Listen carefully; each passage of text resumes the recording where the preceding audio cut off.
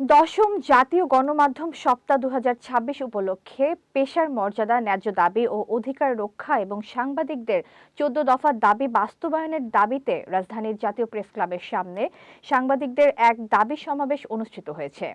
বৃহস্পতিবার 7 মে সকাল 11টায় আয়োজিত এই সমাবেশে দেশের বিভিন্ন জেলা ও উপজেলা থেকে আগত সাংবাদিকরা অংশগ্রহণ করেন।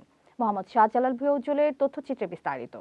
সমাবেশের আয়োজন করে বাংলাদেশ মফস্বল সাংবাদিক ফোরাম। এতে সভাপতিত্ব করেন সংগঠনটির ট্রাস্ট বোর্ডের চেয়ারম্যান ও কেন্দ্রীয় কমিটির সভাপতি আহমেদ আবু জাফর। সমাবেশে সাংবাদিক নেতৃবৃন্দ ও গণমাধ্যম কর্মীরা উপস্থিত ছিলেন। বক্তারা বলেন, সাংবাদিকতা পেশার সুরক্ষা, মর্যাদা ও অধিকার প্রতিষ্ঠায় দীর্ঘদিন ধরে বিভিন্ন দাবি জানিয়ে আসলেও তার কার্যকর বাস্তবায়ন হয়নি। এজন্য সরকারের পাশাপাশি গণমাধ্যম মালিকপক্ষকেও দায়িত্বশীল ভূমিকা পালন করতে হবে। ঘরে বা ইন্ডাস্ট্রিতে মেঘনা স্টার কেবলস, বিশুদ্ধ কপারের নিরাপদ কেবলস, আপনার নিরাপত্তার সঙ্গী।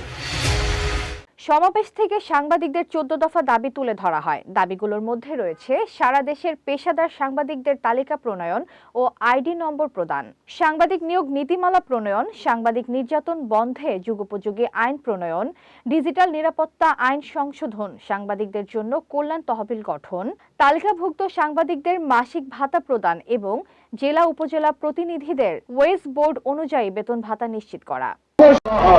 কিন্তু সেই চতুর্থ স্তম্ভ আজকে বারবার সকল সরকারের আমলে, এমনকি ফখরুদ্দিন মঈনুদ্দিনের সময় যে সেনা শাসক ছিল তখনও সাংবাদিকরা জায়গায় জায়গায় নির্যাতনের শিকার হয়েছে।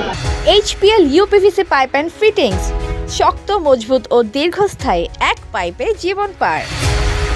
এছাড়াও বক্তারা বলেন, সাংবাদিকদের বিরুদ্ধে কোনো অভিযোগ বা মামলা হলে তা বাংলাদেশ প্রেস কাউন্সিলে দায়ের করতে হবে এবং তদন্তে দোষী প্রমাণিত হওয়ার আগে কোনো সাংবাদিককে গ্রেফতার করা যাবে না।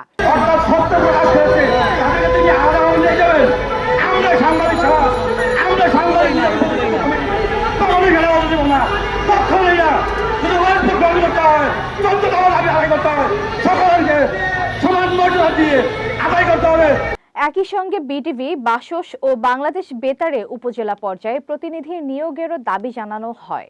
সমাবেশে উপস্থিত সাংবাদিকরা বলেন, পেশাগত অধিকার ও নিরাপত্তা নিশ্চিত করতে ঐক্যবদ্ধ আন্দোলনের বিকল্প নেই। তারা 14 দফা দাবি বাস্তবায়নে সরকারের জরুরি হস্তক্ষেপ কামনা করেন। এতক্ষণ আপনাদের সাথে ছিলাম তামান্না ইসলাম তন্নি। প্রতিদিনের নিউজ আপডেট পেতে আমাদের সাথেই থাকুন।